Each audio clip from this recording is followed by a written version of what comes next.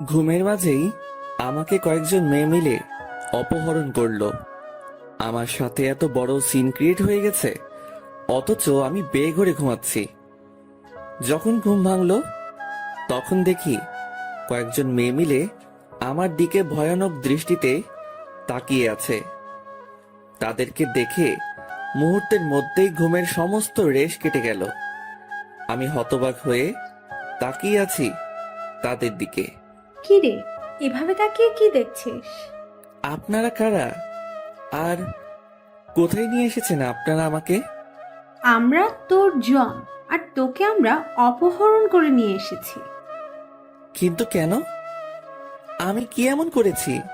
তোকে আমাদের ত্রিধা ম্যামের ভালো লেগেছে, তাই তিনি তোকে অপহরণ করতে বলেছে। মেয়েগুলোর কথার আগামাথা কিছুই বুঝলাম না। আমি কার এমন কি ক্ষতি করেছি যে আমাকে এভাবে ঘুম পাতালে অপহরণ করে নিয়ে এসেছে? মাথায় যেন কিছুই খেলছে না। ঠিক তখনই রুমের মাঝে সুন্দরী একটা মেয়ে প্রবেশ করে। মেয়েটা রুমে প্রবেশ করতেই সবাই সোজা হয়ে দাঁড়িয়ে গেল। আই, তোরা সবাই রুম থেকে বের হ, তোদের কাজ শেষ, এবার আমার পালা। মেয়েটার কথা শুনে বুক দুকপুক দুকপুক করতে লাগলো। কিসের পালার কথা বলছে মেয়েটা? আর মেয়েটার এক কথায় সবাই রুম ছেড়ে বের হয়ে গেল। কোনো কিছুর হিসাবই যেন মেলাতে পারছি না আমি। ঠিক তখনই মেয়েটা বুক থেকে টান দিয়ে ওড়নাটা ফেলে দিল। এবার আরো ভয় পেয়ে গেলাম। এই এই, কি করছেন আপনি? একদম চুপ তুই। আর একটা আওয়াজও যদি গলা দিয়ে বের করেছিস তাহলে সোজা গলায় হাত দিয়ে কণ্ঠনালীতে লক বসিয়ে দিব। মেয়েটার কথা শুনে শরীরের সমস্ত রক্ত চলাচল বন্ধ হয়ে গিয়েছে মতন অবস্থা। ভিতরের প্রাণ ভোমরাটা সারা শরীরে ছুটাছুটি করছে। প্রাণ ভোমরাটা চাচ্ছে কোথাও গিয়ে লুকিয়ে পড়তে, যেখান থেকে কোনো দিনও এই মেয়ে খুঁজে বের করতে না পারে। মেয়েটা হুট করেই আমার উপরে ঝাঁপিয়ে পড়ল। আমি মেয়েটার কর্মকাণ্ড দেখে পুরাই থ হয়ে গেলাম। আই ছেলে শোন, একদম নড়াচড়া করবি না যেন। নড়াচড়া করলেই সোজা শেষ করে দিব, না হয়তো আমার কাজ শেষ হলে আমি তোকে ছেড়ে দিব। আমি চুপচাপ শুয়ে আছি, কোনো কথাই বের হচ্ছে না মুখ দিয়ে। মেয়েটা এবার বড় ধরনের ঝাটকা দিল আমাকে। সে আমার ঠোঁট জোড়ায় নিজের ঠোঁট বসিয়ে দিয়েছে। সে আমার ঠোঁটে পাগলের মতন স্পর্শ করতে শুরু করে। আমার দুই হাত সে নিজের হাতে পেঁচে নিয়ে নিয়েছে। সে আমায় পাগলের মতন চুমো খাচ্ছে, আর আমি মরার মতন বিছানায় শুয়ে আছি। আমার জায়গায় অন্য কেউ হলে সেও মজা নিত, কিন্তু আমার কেন জানি সমস্ত কিছু বিষের মতো লাগছিল। তাই আমি চুপচাপ হয়ে আছি। কিন্তু মেয়েটা আস্তে আস্তে হায়নার রূপ ধারণ করলো। সে আমার ঠোঁটে নিজের ধারালো দাঁত দিয়ে কামড় বসিয়ে দিল। সাথে সাথে ঠোঁট কেটে ব্লাড বের হতে শুরু করেছে, কিন্তু তাও মেয়েটা তার কাজ চালিয়ে যাচ্ছে। সে আমার রক্তগুলো নিজের ঠোঁট দিয়ে চুষে নিচ্ছে। এভাবেই অনেকটা সময় অতিবাহিত হয়ে গেছে। একটা সময় মেয়েটা নিজ ইচ্ছায় আমায় ছেড়ে দিল। আই ছেলে শোন, শহরে এসেছিস কিছুদিন হলো, শহরের হাবভাব হয়তো ভালো করে কিছুই বুঝিস না। তো শোন, কারোর সাথে ইটিস পিটিস করতে যাবি না, আর কেউ তোর সাথে ইটিস পিটিস করতে আসলেও বলবি যে তোর উপরে ত্রিধার হাত পড়ে গেছে। মেয়েটার কথা শুনে আবারও একটা শক খেলাম। আমি শহরে নতুন এসেছি, সেই বিষয়ে মেয়েটা জানলো কি করে? আর তাছাড়া কে এই মেয়ে? তবে নাম তো জানিয়ে দিল যে ত্রিধা। তবে এই নাম ছাড়া তো মেয়েটার বিষয়ে আর বেশি কিছু জানি না। না, মেয়েটার সম্পর্কে জানা দরকার। আচ্ছা, আপনাকে একটা কথা বলার ছিল। হ্যাঁ বল। আমার উপরে কি কারণে এই অত্যাচার? আই ছেলে, তোর সাহস তো কম না, তুই আমাকে কারণ জিজ্ঞেস করিস? তুই কি জানিস আমি কে? না, জানি না, তাই তো জিজ্ঞেস করলাম। দেখ, মাথা খারাপ করিস না, এই শহরে আমার মুখের উপরে কথা বলবে এমন কেউ নেই। তবে তুই যেহেতু জানতে চাইছিস তাহলে কিছুটা বলি তোকে। শোন, তোকে আমার ভালো লেগেছে, তাই তোর উপরে অধিকার খাটিয়েছি। শোন, আমি ছাড়া অন্য কোনো নারী যেন তোর সংস্পর্শে না আসে, না হয়তো প্রাণ হারাবি। কিছুই বললাম না মেয়েটাকে আর। এতদিন ধরে দেখে এসেছি যে ছেলেরা মেয়ের উপরে জুলুম আর অন্যায় করে, কিন্তু আজ তার উল্টো দেখলাম। হয়েছে, এবার চলে যা তুই। আমার গাড়ি তোকে তোর বাসা অবধি ছেড়ে দিয়ে আসবে। আমি বিছানা ছেড়ে উঠে পড়লাম। মেয়েটা আমায় রুমে ছেড়ে দিয়ে চলে গেল। আমিও রুম থেকে বের হয়ে গেলাম। রুম থেকে বের হতেই দেখি বাসার সামনে গাড়ি দাঁড় করানো। ত্রিধা নামক মেয়েটা কি এই গাড়ির কথা বলেছে, যে এই গাড়ি আমায় বাসায় ছেড়ে দিয়ে আসবে? কিছুই বুঝে উঠতে পারছি না, তাই গাড়ির সামনে দাঁড়িয়ে আছি। তখনই গাড়ির ভিতর থেকে ড্রাইভার চেঁচিয়ে উঠল, এই বেটা, গাড়িতে উঠিস না কেন? তোরে কি ইনভাইট দিয়ে গাড়িতে উঠাতে হবে নাকি? লোকটার কথা শুনে বুঝে গেলাম ত্রিধা নামক মেয়েটা এই গাড়ির কথাই বলেছে। আর কিছু না ভেবে গাড়িতে উঠে গেলাম। লোকটা গাড়ি স্টার্ট করতেই সেই সুন্দরী মেয়ে ত্রিধা সজোরে চেঁচিয়ে উঠল, আই ড্রাইভার, গাড়ি থামা। ত্রিধার কথা শুনে ড্রাইভার গাড়ি বন্ধ করে দিল, আর ত্রিধা সোজা ভিতর থেকে বের হয়ে এসে ড্রাইভারের কলার চেপে ধরে। আই বেটা, তোকে কে সাহস দিয়েছে ওর সাথে এইভাবে কথা বলার? তোর সাহস তো দেখছি অনেক বেড়েছে। না কিছু বলি না দেখে পিঠে পাকনা গজিয়েছে। ম্যাম, আমার ভুল হয়ে গেছে, আজকের পরে এমন আর হবে না। আজকের মতো সাবধান করে দিলাম, পরের বার থেকে ওর সাথে যদি কোনো ধরনের বাজে ব্যবহার করিস তাহলে সোজা পিঠের চামড়া উঠিয়ে ফেলবো। মনে রাখবি, সে আমার অনেক কাছের মানুষ। মেয়েটার এমন ধারা আচরণ দেখে বেশ অবাক হলাম, কিন্তু কিছু না বলে গাড়িতে উঠে গেলাম।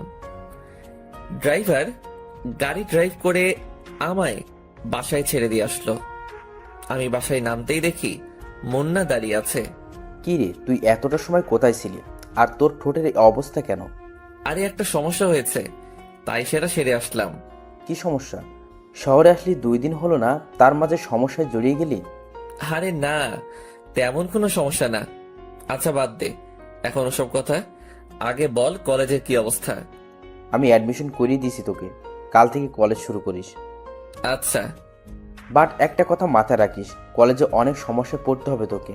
একটা মেয়ে আছে কলেজে, সে খুব ডেঞ্জারাস। আর তাছাড়া সিনিয়র কিছু আছে যারা অল টাইম র্যাগিং দেয়, তাদের থেকেও একটু সাবধানে থাকিস। আর পরোক্ষভাবে কারোর সাথে ঝামেলা করিস না। আরে সমস্যা নেই, আর আমি কার সাথে ঝামেলা করব? আমার পোশাক আশাক দেখলেই তো মানুষ আমার থেকে অনেক দূরে সরে যাবে। আমার মতন ছোট লোকের সাথে ওসব কেউ করবে না। আকাশ, তুই নিজেকে এতটা ছোট করিস কেন? হ্যাঁ, তুই কি মানুষ না নাকি? আর তাছাড়া তোর সাথে আজ 1 বছর ধরে পরিচয় আমার। আমি জানি তুই মনের দিক দিয়ে অনেক বড়, সো নিজেকে একদম ছোট করবি না। আচ্ছা ঠিক আছে। তারপর মুন্নার সাথে অনেকটা সময় বাসায় বসে আড্ডা দিলাম। তারপর সে চলে গেল। আর সবার তো মোটামুটি আইডিয়া হয়েই গিয়েছে যে আমি এই শহরে নতুন। তাহলে আসুন পরিচয়টা দিয়ে আর একটু ক্লিয়ার করে দেই। আমার নাম আকাশ মাহমুদ, অনার্স 2য় বর্ষে পড়াশোনা করছি। পরিবার বলতে কেউ নেই আমার, তবে মানুষের কাছে এটুকু শুনেছিলাম যে আমার মা আর বড় বোন নাকি বেঁচে আছে, তবে তারা কোথায় থাকে কেউ জানে না। তাদের কোনো ঠিকানাই কারোর কাছে নেই। আমি ছোট থেকে একজনের কাছে মানুষ হয়েছি। তিনি আমার মায়ের মতোই ছিলেন, কিন্তু কিছুদিন আগে তিনি মারা গিয়েছেন। তাই সেই শহর ছেড়ে এখানে চলে এসেছি, কারণ সেই শহরটা আমার জন্য যন্ত্রণাদায়ক হয়ে উঠেছিল। আর বাকি সমস্ত কিছু গল্পের সাথে থাকলেই জানতে পারবেন। সেদিনের মতন রাতটা কাটিয়ে দিলাম। পরের দিন সকালবেলা ঘুম থেকে উঠে মুন্নার অ্যাডমিশন নিয়ে দেওয়া কলেজে চলে গেলাম। যেতে যেতে মুন্নার সাথে যোগাযোগ করে নিয়েছি। সেও আমার সাথে একত্রে কলেজে যায়, কারণ সেও আমার ক্লাসমেট।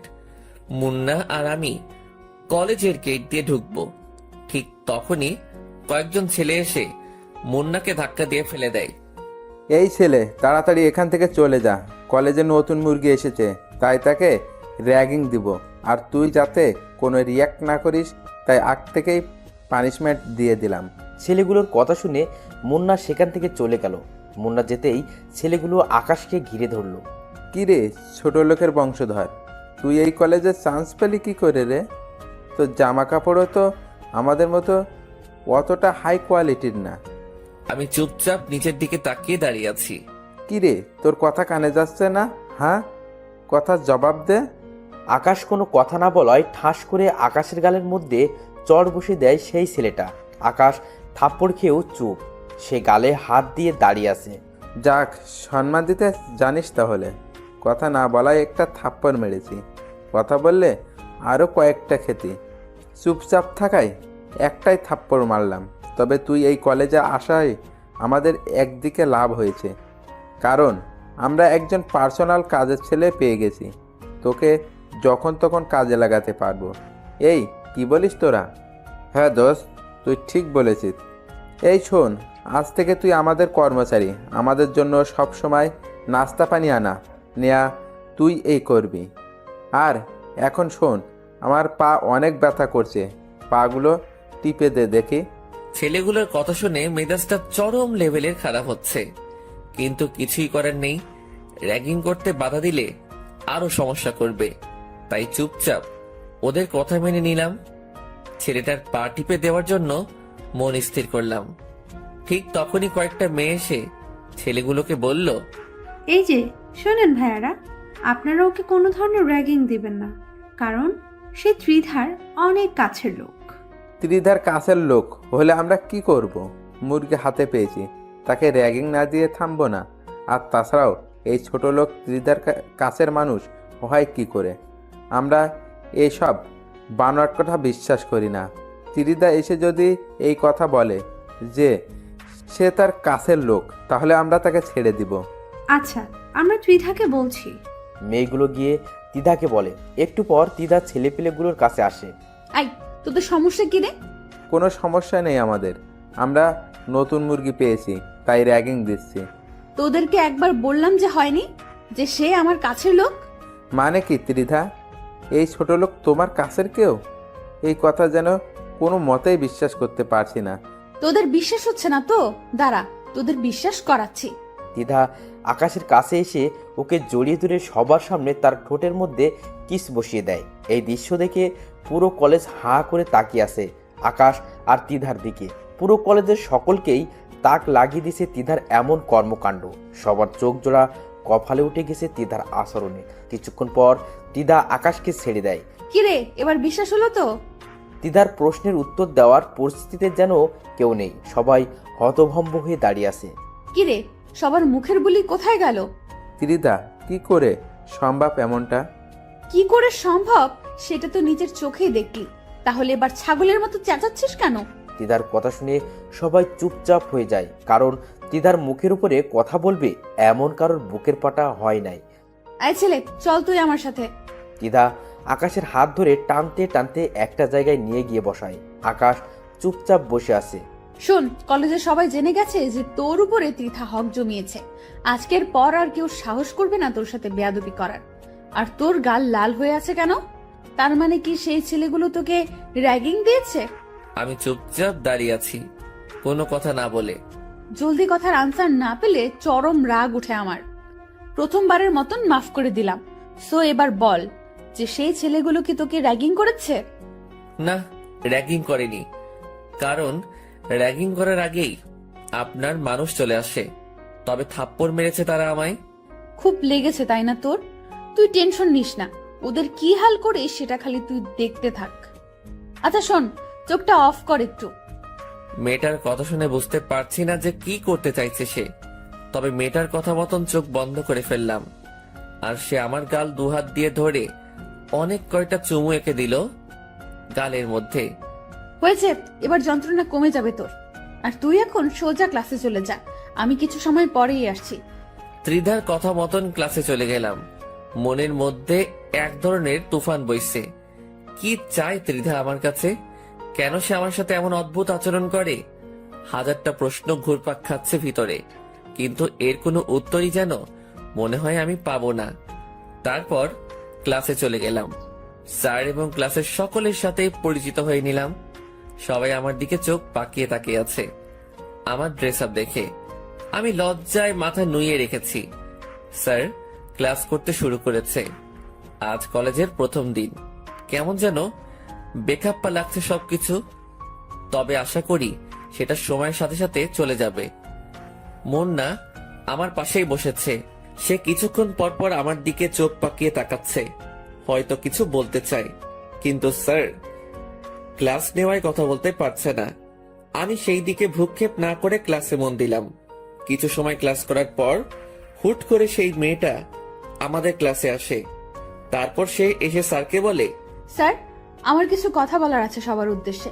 হ্যাঁ ত্রিধা বলো।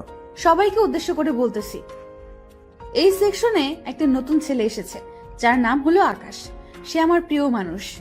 ওর সাথে ইটিস পিটিস করার চেষ্টা করবে না কেউ। আমি যদি জানতে পারি যে কেউ ওর সাথে উল্টাপাল্টা কিছু করার ট্রাই করেছে, তাহলে সোজা মেরে কোমায় পাঠিয়ে দেব। তিধার কথা শুনে একজন বলে ওঠে, যে না পোশাক আশাকর, ওকে দেখতে তো ছোট লোকের মতো মনে হয়। ওর সাথে কে ওসব করতে যাবে? মেয়েটার কথা শুনে তিধার চরম পর্যায়ে রাগ উঠে যায়। সে সোজা এসে মেয়েটার গালে ঠাস ঠাস করে কয়েকটা থাপ্পড় লাগিয়ে দেয়। আইনে, নিজেকে কি মনে করিস? হ্যাঁ, তার পোশাক আশাক তোদের মতো নামি দামি না দেখে কি সে মানুষ না? নাকি তোরা টাকার গরমে আসমানে চলাফেরা করছিস? কোনটা? তিধার ধমকে মেয়েটা চুপ হয়ে যায়। কিরে, কথা বলছিস না কেন? আমার ভুল হয়ে গেছে। এবারের মতন মাফ করে দিলাম। সবাইকে আবারও বলছি, সে যেমনই হোক না কেন, সে আমার প্রিয় বান্দা। ওর দিকে কেউ আঙুল তুললেও তার আঙুল আমি ভেঙে দেব। আর তোমরা সবাই ওর দেখাশোনা করবে, কারণ আমি এই সেকশনের স্টুডেন্ট না। তাই ওর দেখাশোনা করতে একটু সমস্যা হবে, তাই তোমাদের দায়িত্ব দিয়ে গেলাম। সবাই ওকে দেখে রাখবা। আই ছেলে শোন, ক্লাস শেষে আমি কলেজের গেটে অপেক্ষা করব। তুই বাসায় যাওয়ার আগে একবার আমার সাথে দেখা করে যাবি। তিধা সবার উপরে তার হুকুমত চালিয়ে চলে গেল। এদিকে ক্লাসের সবাই এবং স্যার সহ টাসকি খেয়ে আছে তিধার কথায়। কারোর মুখে কোনো সাউন্ড নাই, আর সাউন্ড করবেই কি করে? তিধার কথায় পুরো ক্যাম্পাস চলে। তিধার কাছে কলেজের সিনিয়ররাও র্যাগিং খায়। ক্লাসরুমটা পুরো নিস্তব্ধ হয়ে গেছে মুহূর্তের মধ্যে। স্যার ক্লাসের পরিবেশ ফিরিয়ে আনতে লেকচার দেওয়া শুরু করে। সবাই স্যারের লেকচার শোনায় মন দেয়। দেখতে দেখতে অনেক কয়টা স্যার এসে এসে ক্লাস শেষ করিয়ে গেল। ছুটির ঘন্টা বাজিয়ে দিয়েছে। সবাই টেবিল থেকে নিজের ব্যাগ উঠিয়ে কাঁধে নিয়ে নিল। তারপর যে যার মতন চলে যেতে শুরু করলো। আচ্ছা আকাশ, একটা কথা বলতো, তিধা তোকে নিয়ে কি শুরু করেছে? আর কিসের প্রিয় মানুষ দাবি করেছে তোকে? সে তো আমি নিজেও জানি না কোথাকার প্রিয় মানুষ, কোনখানের প্রিয় মানুষ। তুই যদি নাই জানিস তাহলে ক্লাসরুমে এসে এভাবে সবাইকে শাসিয়ে গেল কেন? আরে মুন্না, সত্যি আমি কিছু জানি না। আচ্ছা, না জানলে আর কি করার, চল এবার বাড়ি চলে যাই। মুন্না, তোর কি মনে নেই যে সে আমায় ক্লাস শেষ করে দেখা করতে বলেছে? ও হ্যাঁ, যা গিয়ে দেখা করে আয়। আচ্ছা, আমি গিয়ে দেখা করে আসছি, তুই একটু দাঁড়া। মুন্নাকে দাঁড় করিয়ে রেখে ত্রিধার কাছে চলে গেলাম। কলেজের মোট দুটো গেট, একটা দিয়ে আমরা বের হব, আরেকটা দিয়ে সেই সুন্দরী ত্রিধা নামক মেয়েটা বসে আছে। ত্রিধার কাছে যেতেই বড় ধরনের একটা শক খেলাম। ত্রিধা সেই ছেলেগুলোকে মেরে সারা শরীরে মায়ের ছাপ টুকে দিয়েছে। শুধু তাই নয়, ছেলেগুলোর শরীরে কোনো কাপড়ই নেই, শুধু আন্ডারওয়্যার পরে সবাই লাইন ধরে দাঁড়িয়ে আছে। কি হলো তো তোদের শাস্তি? বলেছিলাম না ওদের অবস্থা আমি খারাপ করে দেব? সো দেখ, দিয়েছি ওদের অবস্থা খারাপ করে। তোর গালে থাপ্পড় দেওয়ার ফল ওরা পেয়েছে। মেয়েটার কথা শুনে বুকটা ধড়ফড় করছে। কি করে সম্ভব এসব? সে কলেজের সবার উপরে নিজের হুকুম মতো চালাচ্ছে। কেউ ভয়ে তার মুখের উপরে একটা কথাও বলছে না। সবকিছু যেন মাথার উপর দিয়ে যাচ্ছে আমার। কি রে, কথা বলছিস না যে? আচ্ছা থাক, কথা বলতে হবে না। তুই একটা কাজ কর, তুই গা থেকে শার্টটা খুলে ফেল। ত্রিধার কথা শুনে চমকে উঠলাম। কি সব বলছে এই মেয়ে আমাকে? আমি চুপ করে দাঁড়িয়ে আছি। কি রে, কথা কানে জানি তোর? তোকে বলেছি গা থেকে শার্টটা খুলতে। আমার অনেক লজ্জা লাগছে, প্লিজ আমাকে এভাবে শাস্তি দিয়েন না। আমি কোনো ভুল করে থাকলে আপনি আমার গায়ে হাত তুলতে পারেন। আকাশের কথা শুনে তিধা এবার সেই রকমের রেগে যায়। সে আকাশের কলার ধরে এক টান দিয়ে তার শার্ট ছিঁড়ে ফেলে। কথা বেশি বলিস যে, এটা তার ফল। ভালোই ভালোই আমার কথা শুনলে এমনটা করতে হতো না আমাকে। সো এবার দেখি, আমার কাছে আয়। আমি ঠাই সেখানে দাঁড়িয়ে আছি, লজ্জায় মাথা কাটা যাচ্ছে মতন অবস্থা। আশেপাশে যারা ছিল সবাই আমার দিকে চোখ পাকিয়ে তাকিয়ে আছে। তুই কি আমার কাছে আসবি নাকি আবার অন্য পন্থা অবলম্বন করতে হবে আমাকে? ত্রিধার এমন কথা শুনে তাড়াতাড়ি ওর কাছে চলে গেলাম। না হয় এবার কি করে বসবে কে জানে। তার কাছে যেতেই সে আমার কোমরে তার 2 হাত দিয়ে পেঁচিয়ে ধরলো। তারপর বুকের মাঝখান বরাবর পাগলের মতন চুমু খেতে শুরু করলো। যাদেরকে ত্রিধা শাস্তি দিয়েছে তারা চোখ পাকিয়ে তাকিয়ে আছে আমাদের দিকে। তখনই ত্রিধা বলে ওঠে, আই, তোরা এদিকে তাকিয়ে তাকিয়ে কি দেখছিস? হ্যাঁ, জীবনে কি আর কোনোদিন রোম্যান্স দেখিসনি মনে হয়? তাড়াতাড়ি সব কয়টা চোখ নামা, না হয় সব কয়টা চোখ তুলে নিব একদম। ত্রিধার ঝাটকি খেয়ে ছেলেগুলো নজর ফিরিয়ে দেয়। আর ত্রিধা আমার বুকে চুমু খাওয়া বাদ দিয়ে নিয়ে ব্যাগ খুলে একটা নতুন শার্ট বের করে। এই শোন, এটা তোর জন্য কিনে এনেছি একটু আগে। কাল থেকে এটা পরেই কলেজে আসবি। আর একটা প্যান্টও এনেছি, কাল থেকে ওসব পরে ক্লাস করবি। পুরনো জামা কাপড় আর পরবি না। এনে প্যান্ট, আর শার্টটা তোকে আমি পরিয়ে দিচ্ছি। তারপর ত্রিধা আমায় নিজের হাত দিয়ে শার্টটা পরিয়ে দেয়। আমার ভিতরে যেন প্রবল বেগে তুফান বইছে। মেয়েটা কেন এসব করছে? সে আমার কাছ থেকে কি চায়? এই ছেলে, এত কি ভাবছিস? হ্যাঁ, ত্রিধার কথায় হুঁশ ফিরে আসে। না না, কিছু না। কিছু না হলেই ভালো। এবার দেখি, আমার পাশে এসে বস। চুপচাপ তার পাশে গিয়ে বসলাম। তার পাশে বসতেই সে রোমান্টিক ভাবে আমার কাঁধে মাথা রেখে হেলান দিয়ে বসে। মেয়েটার আচরণ দেখে আমি যেন কোনো এক শূন্য মহাশয়ে ভাসছি, যেখানে কোনো কিছুর অস্তিত্ব নেই, যেখানে আছে শুধু এই মেয়ের আশ্চর্যজনক ভালোবাসা। আচ্ছা শোন না, ওদেরকে কি মাফ করে দিব? আমি তো জানি না, ওদের বিষয়ে আপনি না ভালো বলতে পারবেন। আই, তোকে বলতে বলেছি, সো তুই বলবি। আচ্ছা আচ্ছা, মাফ করে দিন। আই, তোরা চলে যা, তোদের মুক্তি মিলে গেছে। আমার প্রিয় তোদেরকে মাফ করে দিতে বলেছে। ত্রিধার কথা শুনে ছেলেগুলো চলে গেল। শুধু আমি আর ত্রিধা সেখানে বসে আছি। ঠিক তখনই হুট করে পেছন থেকে কেউ একজন এসে আমাকে ধাক্কা মারে। আমি সেভাবে প্রস্তুত না থাকায় ধাক্কার প্রেসারে মাটির উপরে গিয়ে ছিটকে পড়লাম। আমার সাথে সাথে ত্রিধাও পড়ে গেল। মাটি থেকে উঠে ঘাড় ঘুরে পিছনে তাকাতেই অবাক হয়ে গেলাম, কারণ যে আমায় ধাক্কা দিয়েছে সে আর কেউ না, সে হলো মুন্না। কিন্তু সে হঠাৎ আমায় এভাবে ধাক্কা দিয়ে ফেলে দিল কেন? এটার রহস্যই যেন খুঁজে পেলাম না। মুন্না, কি করলি এটা তুই? আকাশ, সরি, আই এক্সট্রিমলি সরি। বিশ্বাস কর, আমি ভেবেছিলাম যে তুই আমায় না জানিয়ে অন্য কারোর সাথে ইটিস পিটিস করছিস, কিন্তু আমি জানতাম না যে এটা আমাদের কলেজের সেই লিডার মেয়ে। আর তাছাড়া আমি মস্কারি করে ধাক্কা দিয়েছি, আমি ভাবতেও পারিনি যে তোরা এভাবে পড়ে যাবি। মুন্না, এভাবে কেউ মস্কারি করে? হ্যাঁ, কারোর যদি কোনো ক্ষতি হয়ে যেত তখন কি করতি? সত্যি আমি বুঝতে পারিনি রে। আচ্ছা থাক, হয়েছে।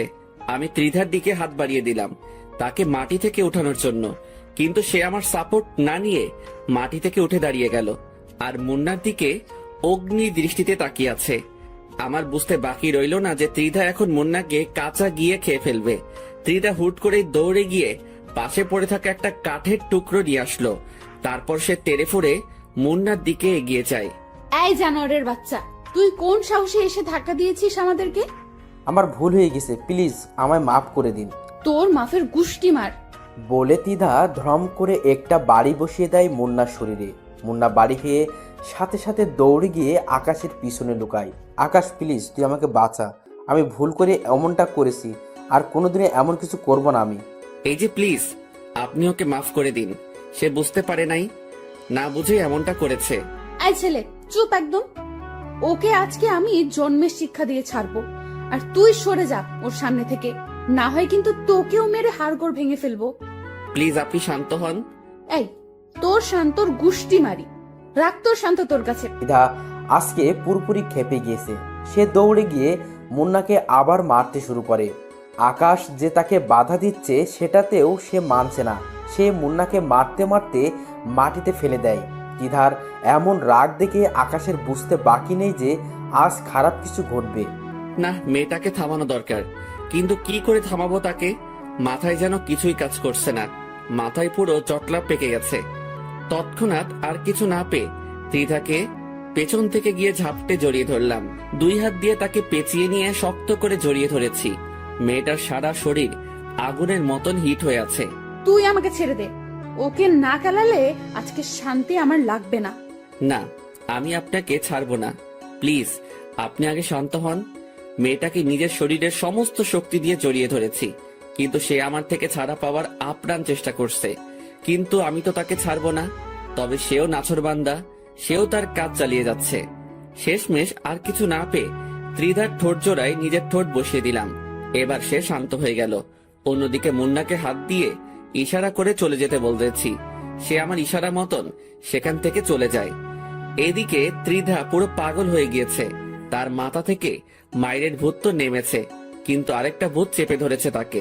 তাকে আমি অনেকক্ষণ যাবৎ ছাড়ার চেষ্টা করছি, কিন্তু সে আমার ঠোঁট জোড়া নিজের আয়ত্তে নিয়ে রেখেছে। তার থেকে কোনোভাবেই নিজেকে ছাড়াতে পারছি না। সে আমার ঠোঁটের অবস্থা 12টা বাজিয়ে দিয়েছে। সে হুট করেই আমার ঠোঁটের মধ্যে নিজের দাঁত বসিয়ে দিয়ে পরে ছেড়ে দেয়। তার ধারালো দাঁত আমার ঠোঁট পুরো ক্ষত করে দিয়েছে। সেই ক্ষতটা থেকে চুইয়ে চুইয়ে রক্ত পড়তে শুরু করে। আমি অবাক চোখে ত্রিধার দিকে তাকিয়ে আছি। এই ছেলে, এইভাবে তাকিয়ে থেকে কোনো লাভ নেই।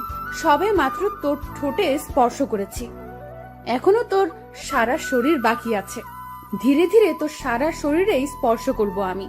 তোর সারা শরীর আমার, শুধু তোর শরীর না, পুরো তুইটাই আমার। আচ্ছা শোন, এখন বাসায় চলে যা তুই। আমার একটা কাজ আছে, আমি সেটা সেরে বাসায় যাব। আমি সেখান থেকে সোজা বাসায় চলে আসলাম। মনে মনে খালি একটা কথাই বাড়ি খাচ্ছে, এই মেয়েটা কি কোনো ভ্যাম্পায়ার নাকি? না, হয়তো এমনটা কেন করে সে? না দেখি এর শেষ কোথায় হয়। তারপর বাসায় এসে ফ্রেশ হয়ে নিলাম। তারপর খাবারটা শেষ করে বিছানায় গা এলিয়ে দিয়ে ফেসবুকিং করছি। হঠাৎ এই নিউজ ফিডের একটা পোস্ট সামনে এলো। অনেক কয়টা ছেলেকে নাকি একইভাবে মেরে গাছের সাথে লটকে রেখেছে রংবাজ নামক কোন একটা গ্যাংয়ের ছেলে পেলে। এই নিউজ দেখে বুকের ভিতরে ছ্যাত করে উঠল। এই রংবাজ গ্যাং আবার কোথা থেকে উৎপত্তি হলো? এদের কি খেয়ে দিয়ে কোনো কাজ নাই নাকি? তোর মূর্খ সব কয়টা। এসব বিষয়ে আমি নাক না ঘামালেও চলবে। তারপর কিছুটা সময় ফেসবুকিং করে ঘুমিয়ে গেলাম। বিকাল বেলায় ঘুম থেকে উঠতেই মুন্না ফোন দিল। আকাশ, ধন্যবাদ রে আমাকে ওই মেয়ের হাত থেকে বাঁচানোর জন্য। তুই না থাকলে সেই মেয়ে আজ আমাকে মেরেই ফেলতো। আরে বাদ দে ওসব কথা। বন্ধু বন্ধুর বিপদে না আসলে কিসের কি? হ্যাঁ সেটাই। আচ্ছা শোন, কোথায় আছিস তুই? কোথায় থাকবো আবার, বাসাতেই আছি। আচ্ছা আমি আসছি, তুই বাসায় এই থাক। আচ্ছা। তারপর ফোন রেখে দিয়ে উঠে হাত মুখ ধুয়ে নিলাম। তারপর বসে বসে মুন্নার অপেক্ষা করছি। একটু পর এই দরজায় কড়া নাড়ালো কেউ। উঠে গিয়ে দরজা খুলে দিলাম। দরজা খুলতেই দেখি ত্রিধা দরজার সামনে দাঁড়িয়ে আছে। ত্রিধাকে দেখে বিশাল রকমের একটা শক খেলাম। এই, আপনি এখানে কেন? সেই কৈফিয়ত কি তোকে দিতে হবে নাকি? না, তা না, আসলে হঠাৎ করে আসলেন তো তাই। আমার যখন ইচ্ছা হবে তখনই তোর কাছে আসবো। সো এবার ভেতরে ঢুক, আর টিভি থাকলে চালু কর। একটু পর টিভিতে একটা রোমান্টিক মুভি দিবে, দুজনে বসে বসে মুভি দেখবো। আর আমি পপকর্নও নিয়ে এসেছি, সেই মজা হবে আজকে। ত্রিধার কথা মতন ভাঙাচোরা টিভিটা চালু করে দিলাম। তারপর দুজনে বসে বসে টিভি দেখছি। ত্রিধা আমায় জড়িয়ে ধরে বুকের উপরে মাথা দিয়ে রেখেছে। ঠিক তখনই মুন্না ঘরের মধ্যে প্রবেশ করে। ত্রিধা আসায় সেই যে দরজা খুলেছি আর লাগাইনি। মুন্না আসার সময় হাতে করে নাস্তা নিয়ে এসেছিল। সে ত্রিধাকে দেখে নাস্তাগুলো সেইভাবেই ঘরের মধ্যে ফেলে রেখে এক দৌড়ে ঘর ছেড়ে পালিয়ে যায়। এই বেয়াদব ছেলে, ওই ছেলে তোর বাসায় কেন এসেছে? সে আমার বন্ধু হয়, তাই এসেছে। তো এইভাবে দৌড়ে পালালো কেন? আপনাকে দেখে। যা, ওকে গিয়ে ধরে নিয়ে আয়। ওকে ধরে এনে আমার সামনে হাজির কর। ত্রিধার কথা মতন বাসা থেকে বের হয়ে মুন্নাকে ফোন দিলাম। এই মুন্না, কই তুই? তোকে ত্রিধা বাসায় আসতে বলেছে, তাড়াতাড়ি বাসায় আয়। আকাশ, আমায় কি মেরে ফেলার প্ল্যান করছিস নাকি তোরা? আরে কি সব বলছিস? হ্যাঁ, তোকে আমরা মেরে ফেলতে যাব কেন পাগল? ত্রিধা তোকে ওর সামনে নিয়ে যেতে বলেছে। সো তুই বাসায় আয়, আর তোর কিছুই হবে না। আমি আছি, তুই আমার উপরে ভরসা রাখতে পারিস। আচ্ছা আসছি। কিছুক্ষণ পর মুন্না বাসায় আসে। তাকে নিয়ে ত্রিধার কাছে গেলাম। এই যে শোন, তোর বেয়াদবির শাস্তি তোকে ভালোভাবে দিতে পারিনি। সো এখন তুই আমাদের জন্য কফি বানা কিচেনে গিয়ে, আমি আর আকাশ বসে বসে মুভি দেখব। আমি তো কফি বানাতে পারি না। পারিস কি পারিস না সেটা তোর ব্যাপার। তোকে বলেছি কফি বানিয়ে আনতে, সো কফি বানিয়ে আন, না হয় তো তোর রক্ত কফির মগে নিয়ে পান করব। দিদার কথা শুনে মুন্না তাড়াতাড়ি কফি বানাতে চলে যায়। অন্যদিকে আকাশ গিয়ে তিধার পাশে চুপ করে বসে পড়ে। কিরে, তোর সমস্যাটা কোথায়? কই, কিসের সমস্যা? তুই এভাবে বসেছিস কেন? শুরুতে কি এভাবে বসেছিলি? না। তাহলে আগের মতো আমায় জড়িয়ে ধরে বস। ত্রিধার কথা মতন ওকে আবার জড়িয়ে ধরলাম। সেও আমায় জড়িয়ে ধরে বুকের মধ্যে মাথা রাখলো। ভিতরে কেমন যেন এক ধরনের তুফান বইছে। মনে হচ্ছে যেন নিজের প্রিয় মানুষটাকে বুকে জড়িয়ে নিয়ে রেখেছি, কিন্তু সত্যি তো এমনটা না। কারণ ত্রিধার চাওয়া পাওয়া কি সেটাই বুঝতে পারছি না। এসব নিয়ে ভাবছিলাম, তখনই মুন্না কফি বানিয়ে নিয়ে এলো। ত্রিধা মুন্নার হাত থেকে কফি নিয়ে এক চুমুক দিতেই তার চেহারার রং পরিবর্তন হয়ে যায়। সে কফির মগ আর কফি সহ ফিক্কা দিয়ে ফেলে দেয়। তোদের দিয়ে আসলেই কোনো কাজ হবে না। তুই আসলেই একটা গাধা। তোর মতন গাধা দুনিয়ার জন্য একটা বোঝা। মুন্না মাথা নুইয়ে রেখেছে। ভিতরে ভিতরে সে ভয়ে মরে যাচ্ছে। আচ্ছা শুন, তুই গাধা হোস আর যাই হোস না কেন, আকাশের দেখাশোনা আজ থেকে তুই করবি। ওর চলাফেরায় যেন কোনো ধরনের সমস্যা না হয়। তার সমস্ত প্রয়োজন তুই পূরণ করবি। তার জন্য যত টাকার প্রয়োজন হয় আমাকে জানাবি তুই। দিদার কথা শুনে আকাশ আর মুন্না দুজনেই তাজ্জব হয়ে যায়। কি বলেছি মাথায় ঢুকেছে তোর? জি। হয়েছে, এবার আমি চললাম। আর আকাশ, তুই কালকে তাড়াতাড়ি কলেজে চলে আসবি, আমি অপেক্ষা করব কলেজে। আচ্ছা। তারপর ত্রিধা চলে গেল মুভি শেষ না করেই। ত্রিধা যাওয়ার পর অনেকটা সময় মুন্না আর আমি আড্ডা দিলাম বলতে ত্রিধার বিষয় নিয়েই কথা বলেছি। তারপর রাতে মুন্নাও চলে যায়। পরের দিন সকালবেলায় উঠে ফ্রেশ হয়ে কলেজে চলে গেলাম। রিক্সা করে কলেজে যাচ্ছি, প্রায় পৌঁছে গিয়েছে কলেজে। হঠাৎই দেখি কালকে সেই ছেলেগুলো পথ আটকে দাঁড়িয়ে আছে, যাদেরকে তৃষা মেরেছিল। সেই ছেলেগুলো প্লাস আরো অনেক ছেলে পেলে আছে তাদের সাথে, সবার হাতে লাঠি সোটা। তাদেরকে দেখে আমি রিক্সা থেকে নেমে গেলাম। মামুর বেটা, আজ তোকে পেয়েছি। তোর জন্য গতকাল ত্রিধার কাছে মার খেয়েছি আমরা, সো আজ তার প্রতিশোধ নিব। আজ তোকে জমের দ্বারে পাঠাবো। দাঁড়া তুই, দেখি আজ তোকে কে বাঁচায় আমাদের হাত থেকে। আমি চুপচাপ দাঁড়িয়ে আছি, আর সামনে প্রায় 20 থেকে 25 জন ছেলে পেলে দাঁড়িয়ে দাঁড়িয়ে ভাবছি কি করব। এখান থেকে কি দৌড়ে পালিয়ে যাব, নাকি তাদেরকে প্রতিঘাত করব। ঠিক তখনই তাদের থেকে একটা ছেলে বলে ওঠে, এই মার শালাকে। আমি তখনও ডিসিশন নিতে পারিনি যে কি করব, কিন্তু তারা সকলেই আমাকে মারার জন্য আমার দিকে তেড়ে ফুঁড়ে আসছে। আর আমি হাবলার মতন তখনও দাঁড়িয়ে আছি, কিন্তু হঠাৎ করে ছেলেপেলেগুলো আমার দিকে এগিয়ে না এসে উল্টো রাস্তা ধরে দৌড়াতে শুরু করলো। কিরে, কি হয়েছে ওদের? কিছুই তো বুঝে আসছে না, কাকে দেখে তারা এমন উল্টো দৌড়াচ্ছে। আমি কৌতূহল করে পিছনে ফিরতেই দেখি ত্রিধা প্রায় শতাধিক ছেলেপেলে নিয়ে আমার পিছনে দাঁড়িয়ে আছে। এই ভয়াবহ দৃশ্য দেখে কলিজার পানি যেন মুহূর্তের মধ্যেই শুকিয়ে গেছে আমার। অন্যদিকে যারা আমায় মারতে এসেছিল তারা দড়ি ছেঁড়া গরুর মতন ছুটাছুটি করছে। কে কোন দিক দিয়ে পালাবে দিশকুল পাচ্ছে না। তখনই ত্রিধা চেঁচিয়ে উঠল, এই তোরা সব কয়টাকে ধরে এনে আমার সামনে হাজির কর। তিধার কথা মতন তার ছেলেপিলেগুলো তাদের পিছনে ছুটে যায় যারা পালাতে ধরেছে। আর তিধা এসে আকাশের সামনে দাঁড়ায়। এই ছেলে, তুই ঠিক আছিস তো? হ্যাঁ, আমি ঠিক আছি। ভাগ্যিস, আর একটু দেরি করলে অনেক বড় সমস্যা হয়ে যেত। আল্লাহ বড় বাঁচিয়েছে তোকে, যে আমি সময় মতো চলে এসেছি। কিন্তু ওদেরকে আমার হাত থেকে কেউ বাঁচাতে পারবে না। আমার ছেলে পেলে ওদেরকে ধরে আনতে গেছে। ওদের পিঠের চামড়া আমি আজকে তুলে ফেলবো। তিধা আকাশের সামনে দাঁড়িয়ে আছে। তিধার ছেলেপিলেরা একটু পর ফিরে আসে। আপু, ওদের একটাকে ধরতে পেরেছি, বাকি সব কয়টা পালিয়ে গেছে। আচ্ছা, সমস্যা নেই। যাকে ধরে এনেছিস আগে তার হিসেব নিকেশ করি। ওর সাথে এমন হিসেব নিকেশ করব যে বাকি সব কয়টা ওর অবস্থা দেখে শুধরে যাবে। আমি চুপচাপ ত্রিধার সাথে দাঁড়িয়ে আছি, আর ত্রিধার আগে ফসফস করছে। তার উপরে যেন কোনো ভয়ঙ্কর পিশাচিনি ভর করেছে। সে তার দলের ছেলে একটা থেকে হকি নাই। তারপর যাকে ধরে এনেছে তাকে গণহারে মারতে শুরু করে। মারতে মারতে সারা শরীর ফাটিয়ে ফেলেছে তার। তারপর সে ছেলেটাকে ছেড়ে দিয়ে তার লোকদের বলে, এই, তোরা বেটাকে একদম চিরতরে পঙ্গু করে দেন। আমি আমার খায়েশ মিটিয়ে নিয়েছি। আচ্ছা আপু, আমরা দেখছি। ওকে। আই আকাশ, চল তুই আমার সাথে। ত্রিধা আমাকে তার সাথে করে নিয়ে আসলো। তারপর সেখান থেকে নিয়ে এসে সোজা কলেজে চলে গেল। শোন, সোজা ক্লাসে যাবি, একদম কারোর সাথে কোনো রকমের মাখামাখি করবি না, আর কোনো সমস্যা হলে আমাকে ডাক দিবি। আচ্ছা। তারপর ক্লাসে চলে আসলাম, কিন্তু মনের ভিতরে বিশাল রকমের খুশি লাগছে যে কেউ আমার জন্য নিজের সমস্তটা বাজি রাখতে পারে, কেউ আমাকে মৃত্যুর মুখ থেকে ছিনিয়ে আনতে পারে। ত্রিধা নামক মেয়েটাকে মনে ধরে গেছে। আচ্ছা, মেয়েটা কি আমাকে ভালোবাসে? না হলে এমন করে কেন? ভিতরে ভিতরে হাজারটা প্রশ্ন ঘুরপাক খাচ্ছে। তবে আমার দিক থেকে আমি ঢুলে পড়েছি, সেটা আমি শিওর। না, এই মেয়েটাকে আমার চাই। ওর মতন মেয়ে কারো লাইফে থাকলে মৃত্যুও সেই ব্যক্তির কাছে আসতে ভয় পাবে। মনে মনে কিছু একটা ভেবে নিলাম। তারপর ক্লাসে মন দিলাম। স্যার লেকচার দিচ্ছে, কিন্তু আমার মন অন্যদিকে।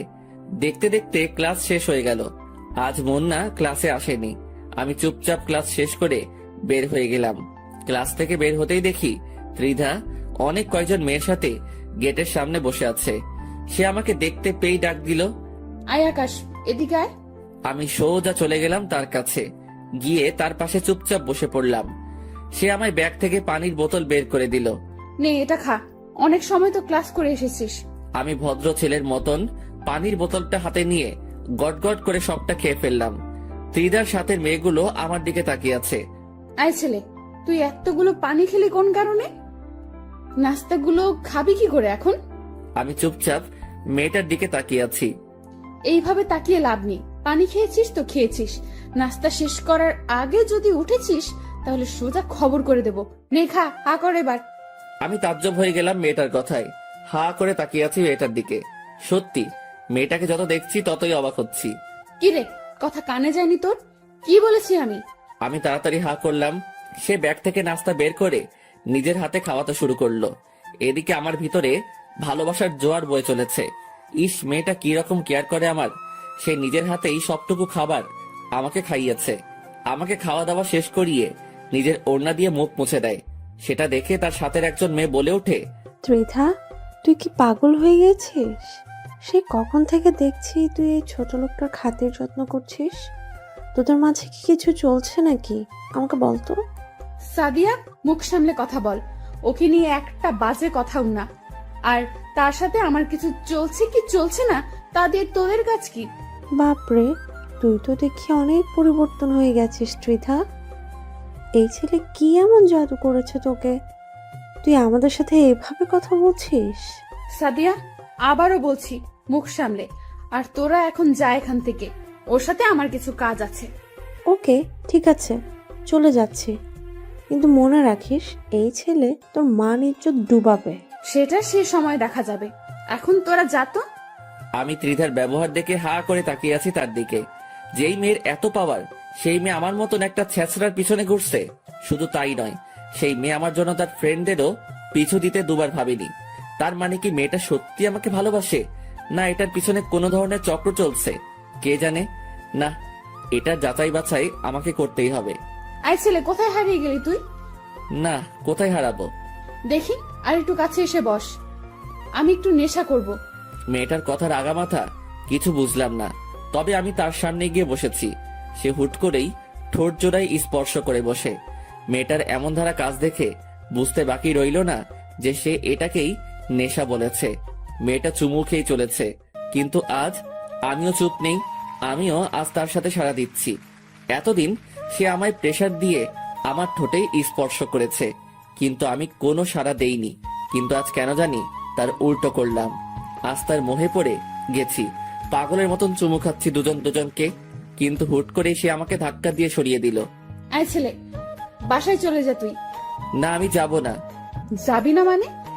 আমি আপনাকে জড়িয়ে ধরবো। কি পাগল হয়ে গেছিস মনে হয়?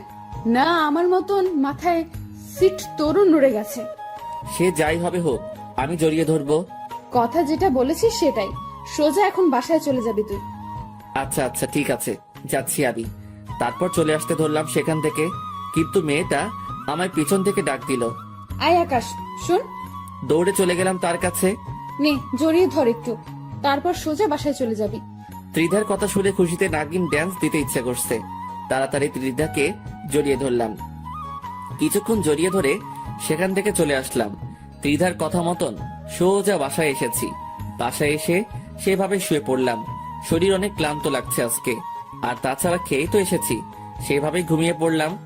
এক ঘুমে মাগরিবের সময় উঠেছি। ঘুম থেকে উঠে হালকা পাতলা ফ্রেশ হয়ে নিলাম, তারপর পড়তে বসলাম। কিন্তু পড়ায় মন বসছে না। ভিতরে খালি একটাই জিনিস সেট হয়ে আছে, সেটা হলো ত্রিধা। ওকে ঘিরেই মনের সব বাসনা এখন আমার। না, যেমনটা ভেবেছি তেমনটাই করব। হালকা পাতলা প্ল্যান মোতাবেক কাজ করলাম। দেখি কপালে কি আছে। তারপর পড়া বই খাতা উঠিয়ে রেখে সেখানে ঘুমিয়ে পড়লাম।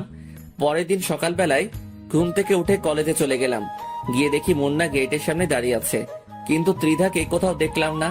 হয়তো এখনো আসেনি। মুন্নাকে বললাম, মুন্না, তোর সাথে তো ত্রিধা মোটামুটি ফ্রি হয়েছে, তুই এই কাগজটা ত্রিধাকে দিবি সে আসলে। আমি ক্লাসে চলে গেলাম, কারণ আমার লজ্জা করছে কাগজটা দিতে। না হয় আমি দিতাম। কি আছে এতে আকাশ? হারে, তেমন কিছু না, তুই খালি এটা ওর হাতে দিলেই হবে। দেখিস উল্টোপাল্টা কিছু হলে কিন্তু পরে আমাকে কেলাবে। আরে না, কিছুই হবে না, সে একটু পরেই আসবে। তুই এটা দিয়ে সোজা ক্লাসে চলে আসবি। আমি ক্লাসে আছি। মুন্নার হাতে কাগজটা দিয়ে ক্লাসে চলে গেলাম। অনেকটা সময় ধরে ক্লাসের ভিতরে অপেক্ষা করছি, কিন্তু মুন্না আসছে না। ঠিক তখনই অনেক কয়টা ছেলে ক্লাসের ভিতরে ঢুকে পড়ে। তারপর তারা আমার কাছে এসে আমার কলার ধরে টানতে টানতে ক্লাসরুমের বাহিরে নিয়ে যায়। আমি কিছুই বুঝে উঠতে পারছি না যে কি হচ্ছে। তারা আমাকে ক্লাসরুম থেকে বের করে কলেজ মাঠে নিয়ে গিয়ে ইচ্ছে মতন মারতে শুরু করে। এই, তোমরা আমাকে মারছো কেন? তোমরা কি জানো যে ত্রিধা যদি একবার এই খবর পায় তাহলে তোমাদের কি অবস্থা হবে? আকাশের কথা শুনে ছেলেপিলেগুলো হাসতে শুরু করে। হাসালি ভাই তুই? ত্রিধা আপু তোকে মারতে পাঠিয়েছে, বলেছে তোকে মেরে তোর হাত পা ভেঙে ফেলতে। কি, ত্রিধা আমায় মারতে তোমাদের পাঠিয়েছে? হ্যাঁ, তিনি তোকে মারতে পাঠিয়েছে। আকাশ ছেলেপিলেগুলোর কথা শুনে চমকে ওঠে। ঠিক সেই সময় ত্রিধা সেখানে আসে। কি রে কুকুরের বাচ্চা, তোর সাথে একটু ভালো ব্যবহার করেছি বলে তুই ধরে নিয়েছিস যে আমি তোকে ভালোবাসি? হ্যাঁ, আপনি তো আমাকে ভালোই বাসেন, না হয়তো আমার কেয়ার করতেন না। আকাশের কথা শুনে ত্রিধা আরও ক্ষেপে যায়। সে পা থেকে জুতো খুলে আকাশের গালে ইচ্ছে মতন অনেক কয়টা বাড়ি বসিয়ে দেয়। ছ্যাচরার বাচ্চা, সেসব কোনো ভালোবাসা ছিল না। সেসব আমি একজনের সাথে বাজি ধরে করেছি। বাজি বলতে একটা গেম খেলছিলাম।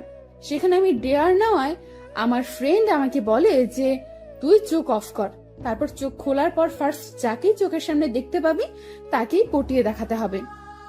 তার থেকে প্রেমের প্রপোজাল নিতে হবে। সেদিন চোখ খোলার পর তুই সামনে চলে এসেছিস, তাই তোর থেকে প্রপোজাল পাওয়ার জন্য এসব করতে হয়েছে আমাকে।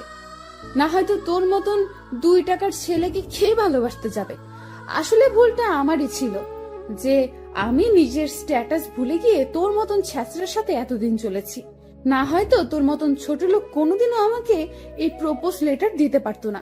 যদিও কি ফিনিশ করেছি, কিন্তু তোর থেকে প্রপোজাল পেয়ে ঘৃণা লাগছে অতিরিক্ত মাত্রায় নিজের কাছে।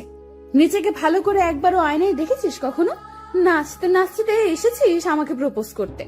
কোথায় তুই আর কোথায় আমি?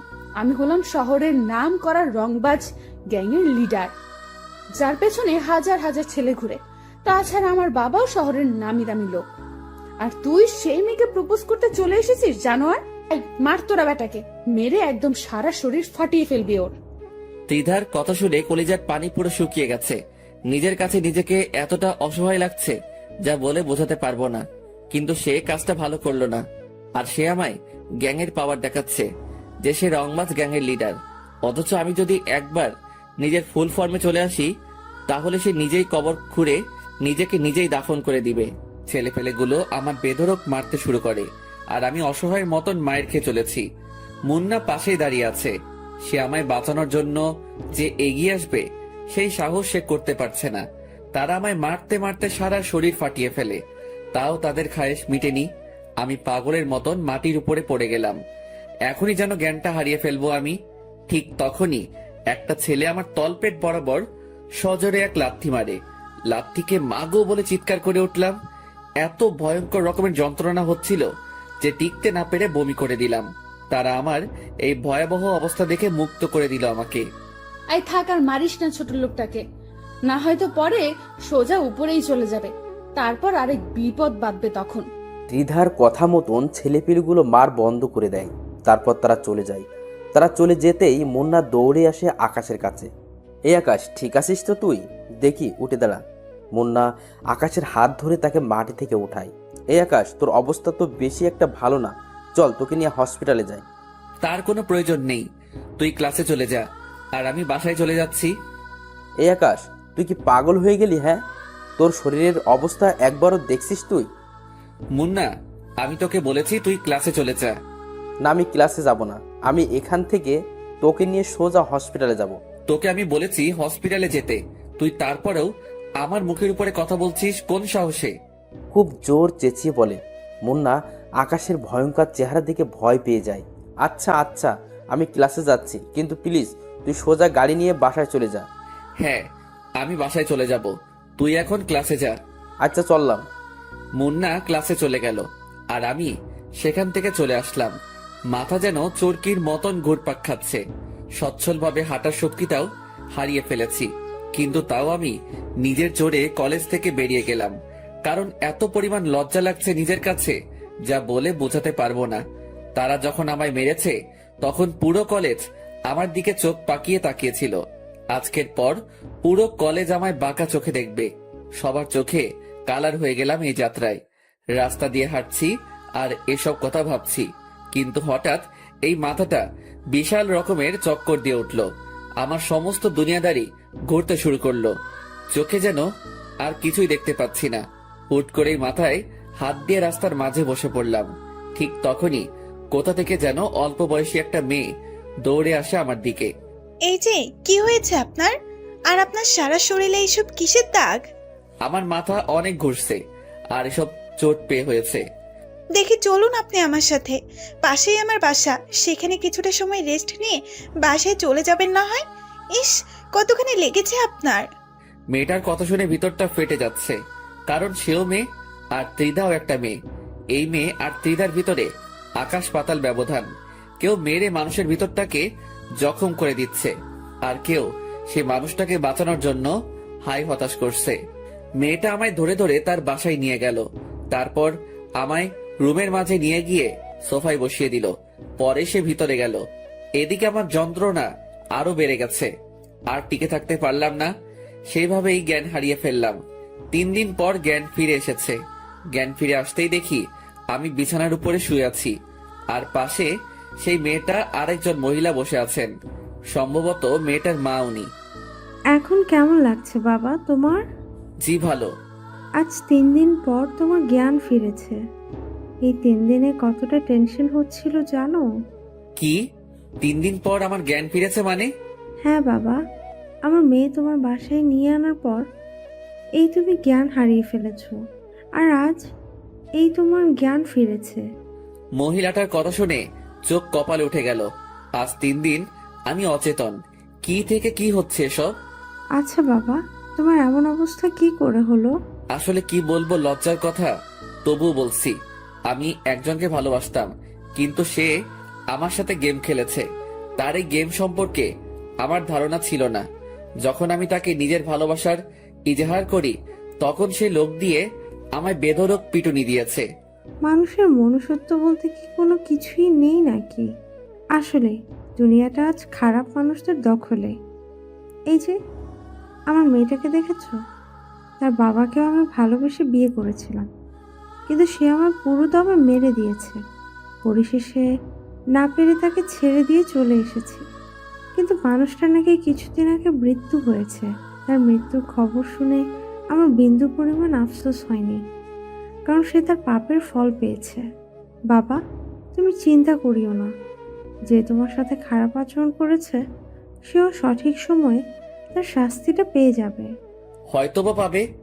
আচ্ছা বাবা, তোমার বাসা কোথায়, আর কে কে আছেন তোমার বাসায়? আমার বাসা এই শহরেই, একাই থাকি এই শহরে, আর পরিবার বলতে কেউ নেই। আমি একাই পরিবারের সদস্য।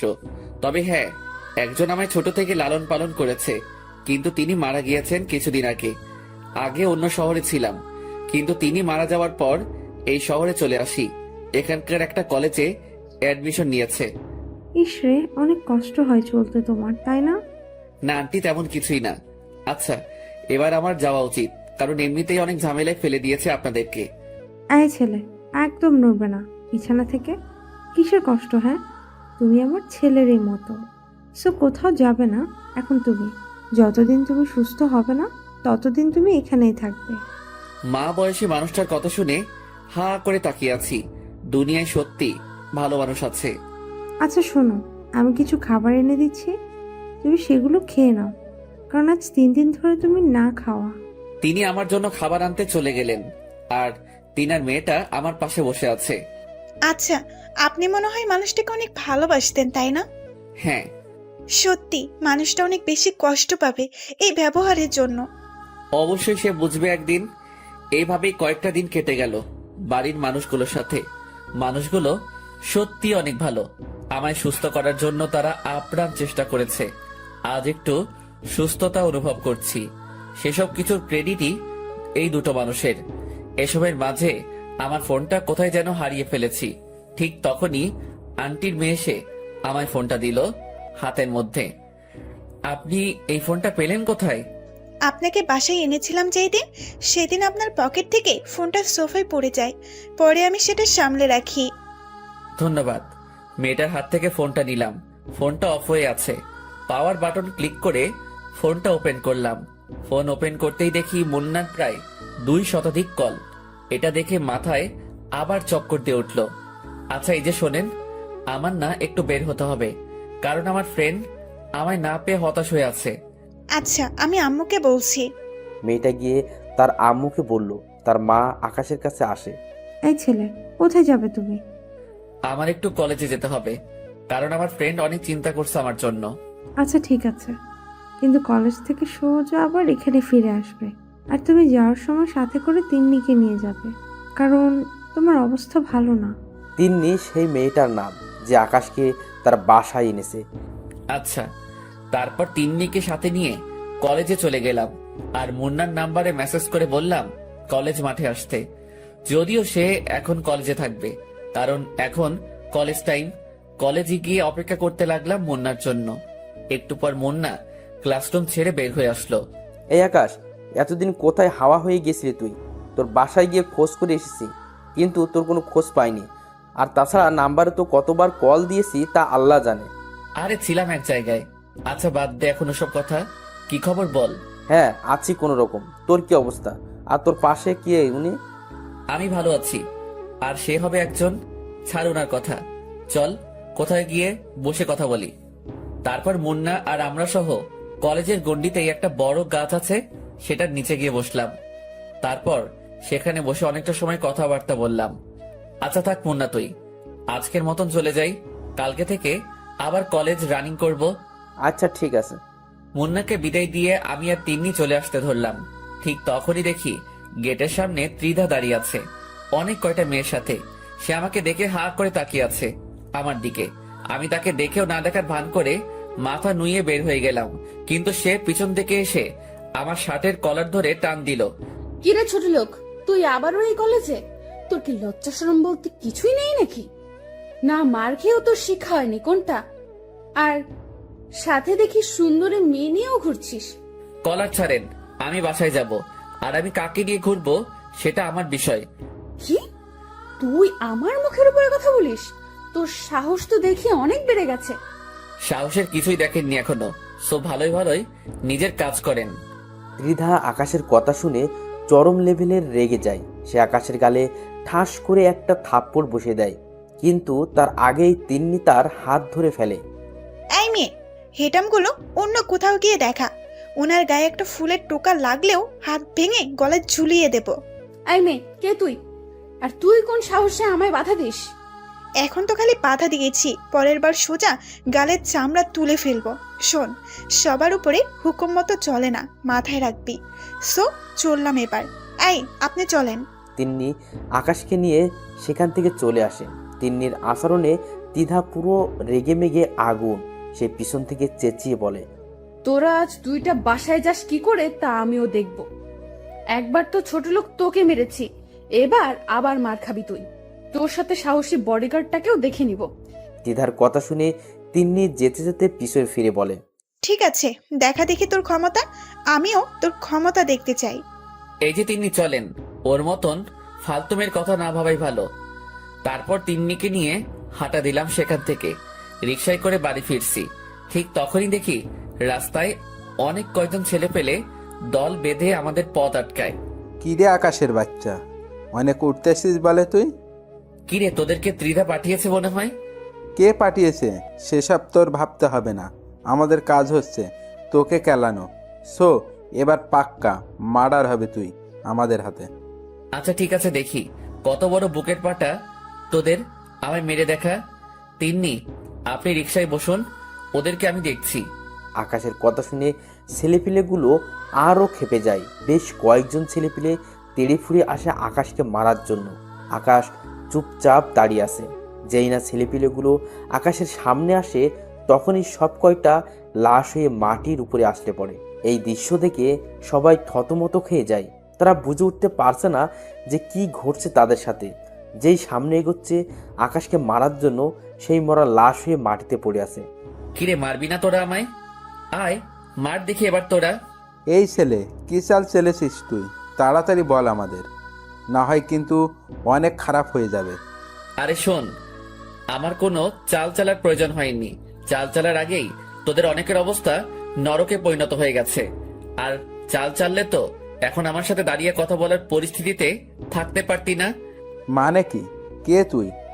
আর আমাদের ছেলেপেলের এমন ভয়ঙ্কর অবস্থা হচ্ছে কেন? আমি কে সেটা শুনলে তোরা নিজেরাই আজরাইলকে ডেকে এনে বলবি তোদের জান কবজ করে নিয়ে যেতে। তুই কিন্তু অতিরিক্ত করে ফেলছিস, এর ফল কিন্তু তোকে ভোগ করতে হবে। আর তুই আমাদের কিছু সংখ্যক ছেলেকে মেরে নিজেকে মহান কিছু দাবি করিস না। মনে রাখিস, এখনো আমার পিছনে অনেক কয়জন ছেলেপেলে দাঁড়িয়ে আছে। আরে পাগলা, তুই আমাকে ছেলে পেলের পাওয়ার দেখাচ্ছিস না? চুপ করে আছি দেখে পেয়ে বসেছিস কোনটা? যেমনটা ভাবিস তুই, কিন্তু এটা পাকাপোক্তভাবে লিখে রাখ যে আজ আমার ছেলেপেলের হাতেই তোর মৃত্যু হবে। আচ্ছা ঠিক আছে, সে না হয় তুই মারিস আমাকে, কিন্তু একবার ভালো করে নিজের পিছনে তাকিয়ে দেখতো। আকাশের কথার মতন ছেলেটা পিছনে ফেরে, কিন্তু সে পিছনে ফিরতেই তার নজর সেদিকে আটকে যায়। কারণ সে দেখতে পায় যে তার ছেলেপেলের পিছনে বিশাল একটা রাক্ষসের দল দাঁড়িয়ে আছে। সব কয়টার হাতে মেশিন, যেই মেশিন তারা বাপের জন্মেও চোখে দেখেনি। কিরে, কিছু দেখতে পেলি? আকাশের কথা শুনে ছেলেটা জায়গায় দাঁড়িয়ে থরথর করে কাঁপতে শুরু করে। ভাই, কে তুই? আর দানবের মতো ছেলেপেলেগুলো কে? আগেই তো বললাম যে আমি কে সেটা জানলে নিজেই ইনভাইট দিবি আজরাইলকে। আর দানবের মতন ছেলে পেলেগুলোর কথা বলছিস তো, ওরা তোদের রক্ত চুষতে এসেছে। এবার দেখি পালিয়ে যাস কোথায় তোরা সব কয়টা। আকাশের কথা শুনে ছেলেপেলেগুলোর কাঁপুনি ছুটে যায়। সবাই যেন নিজের চোখের সামনে মৃত্যুকে দেখতে পাচ্ছে। ত্রিধা, তুই পাওয়ার ভুল মানুষের সাথে এসে দেখিয়েছিস। তোর আগে মানুষ যাচাই করে নেওয়া উচিত ছিল, কিন্তু তা তুই করিসনি। পোশাক দেখেই মানুষকে বিবেচনা করেছিস তুই। সেটার ফল এবার তোকে ভোগ করতে হবে। কিন্তু তোকে আমি আরো কিছুটা দিন সময় দিব উড়ার জন্য, কারণ এখনো তোর প্রতারণার ঘোর কেটে উঠতে পারিনি। সেটা কেটে উঠি, তারপর তোর সাথে আমার খেলা হবে। আর এই, তোরা এদের সব কয়টাকে উপরে পাঠিয়ে দে, আমার কাজ আছে, আমি চললাম। এই তিন্নি চলেন। আমি আর তিন্নি হাঁটা দিলাম। তিন্নি আমার দিকে চোখ পাকিয়ে পাকিয়ে তাকাচ্ছে। অন্যদিকে আমার ছেলে পেলে তাদের খেল শুরু করে দিয়েছে। কিন্তু হুট করেই যে ছেলেটা এতটা সময় আমার সাথে কথা বলেছে, সে এসে আমার পায়ের উপরে হুমড়ি খেয়ে পড়ে। ভাই, আমাকে মাফ করে দিন। সত্যি আমি জানি না যে আপনি কে আর কি আপনার পরিচয়। তবে এটা বলতে পারি যে আমি অনেক বড় ভুল করে ফেলেছি আপনাকে মারতে এসে। প্লিজ ভাই, আপনার পা ধরে কুড়ো জোরে ক্ষমা চাচ্ছি। আল্লাহর ওয়াস্তে আমাদেরকে মাফ করে দিন। কেন এখন কেন? তোরা না আমায় মারতে চেয়েছিলি, কিন্তু এখন কেন পা ধরে মাপ চাইছিস? ভাই, আমরা আপনাকে চিনতে পারিনি। আমি শিওর যে আপনি অনেক বড় মাপের কেউ হবেন, না হয়তো আপনার জন্য এত মানুষ কখনোই আসতো না। আর তাছাড়াও যারা এসেছে তাদেরকে দেখে মানুষ বলে মনে হচ্ছে না, তাদেরকে দেখেই মনে হচ্ছে যেন তারা কোনো বনের হিংস্র হায়েনা। তারা রক্তের নেশায় বন ছেড়ে লোকালয়ে উঠে এসেছে। ভাই প্লিজ, আপনার পা দুটো ধরে মাফ চাচ্ছি। আজকের পর কোনোদিন আর এই দুঃসাহস করব না। আচ্ছা ঠিক আছে, যা, মাফ করে দিলাম। কিন্তু কিন্তু কি কিন্তু ভাই? একটা শর্তে মাফ করব। ভাই আপনি একবার মুখ ফুটে বলেন, খালি আমরা আপনার সব শর্তে রাজি। তুই এখন ত্রিধাকে ফোন দিয়ে বলবি যে আকাশকে শেষ করে দেওয়া আমাদের সাহসে কুলোয়নি। সো আপনার বিষয়ে আপনি দেখেন, আমরা আর নাই এসবের মাঝে। তারপর ফোন কেটে দিবি। ভাই এক্ষুনি আমি ফোন লাগাচ্ছি। ছেলেটা ফোন লাগিয়ে দিয়ে দিদাকে সেম কথা বলে যা আকাশ তাকে শিখিয়ে দিয়েছে। ভাই এবার তো আমাদের ক্ষমা করে দিবেন। হ্যাঁ, তোদের ক্ষমা করে দিয়েছি। এই, তোমরা আর কেউ ওদেরকে মেরো না। ওদের হিসাব নিকাশ এখানেই শেষ। আর শোন, তোদেরকে যেন এসবের মাঝে আর কোনোদিন না দেখি।